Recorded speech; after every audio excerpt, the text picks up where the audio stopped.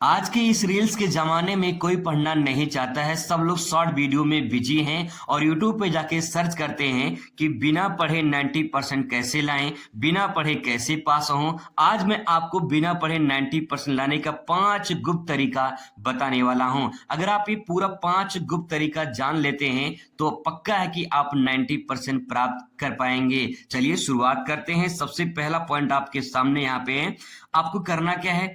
80:20 का रूल अपनाना है। ये 80:20 का रूल क्या है? देखिए, पूरा चैप्टर नहीं पढ़ना है, पूरा किताब नहीं पढ़ना है, आपको ज्यादा कुछ नहीं करना है। ध्यान रखना है सिलेबस का सिर्फ 20% हिस्सा 80% आपके पेपर में आता है। तो आपको करना क्या है? अगर आप ये समझ पाते हैं कि आपके चैप्टर में कौन कौन से इंपॉर्टेंट क्वेश्चन हैं जो हर साल पूछे जाते हैं, तो फटाफट आप उसे एक सरसरी निगाहों से देख लीजिए कि क्वेश्चन किस प्रकार बनते हैं और उसका आंसर किस प्रकार लिखते हैं। तो आपको ये 20 और 80 का रूल अपनाना है। अगर आप ये समझ जाते हैं तो आपको बेहतरीन नंबर जरूर मिलता है।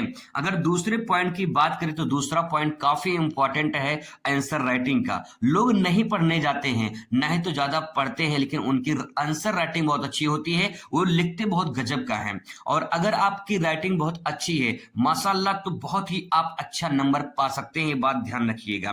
इतिहास गवाह है, अच्छी राइटिंग पर अच्छा नंबर मिलता है। 100% ये बात सत्य है कि टीचर अच्छे राइटिंग पर अच्छा नंबर जरूर देता है। अगर क्वेश्चन गलत भी होता है, लेकिन अगर वो बढ़िया लिखा है तो कुछ ना कुछ जरूर दे देता है, पूरा गलत नहीं काटता है। तो ये रूल आप अपना लीजिए। राइटिंग नहीं है तो राइटिंग सुधार लीजिए।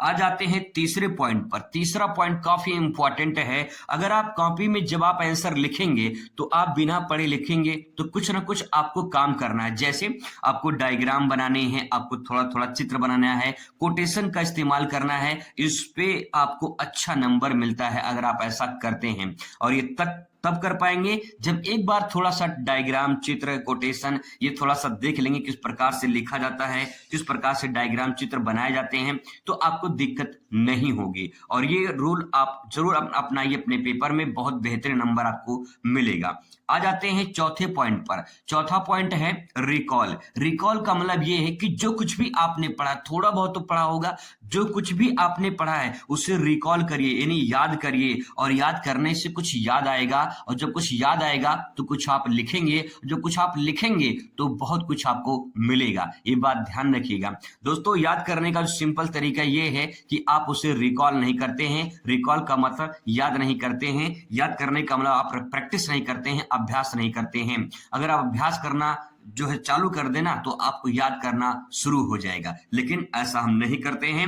और अंतिम जो पांचवा है वो काफी इंपॉर्टेंट है, निरंतरता, कंसिस्टेंसी बोलते हैं इसको हम। और अगर आप हमेशा पढ़ते हैं, प्रतिदिन पढ़ते हैं, 10 से 20 मिनट रिवीजन करते हैं तो आप बेहतरीन नंबर पाते हैं। बात ध्यान रखिएगा। हमेशा थोड़ा नहीं, मतलब कि ज्यादा नहीं, थोड़ा थोड़ा पढ़ते रहिए। मतलब कि 10 मिनट पढ़िए, 20 मिनट पढ़िए, ज्यादा मत पढ़िए, 20 मिनट। 24 घंटे में से आप 20 मिनट तो दे सकते हैं अपने आप को। अगर इतना नहीं दे सकते हैं तो भाई कोई पढ़ने का फायदा ही नहीं है।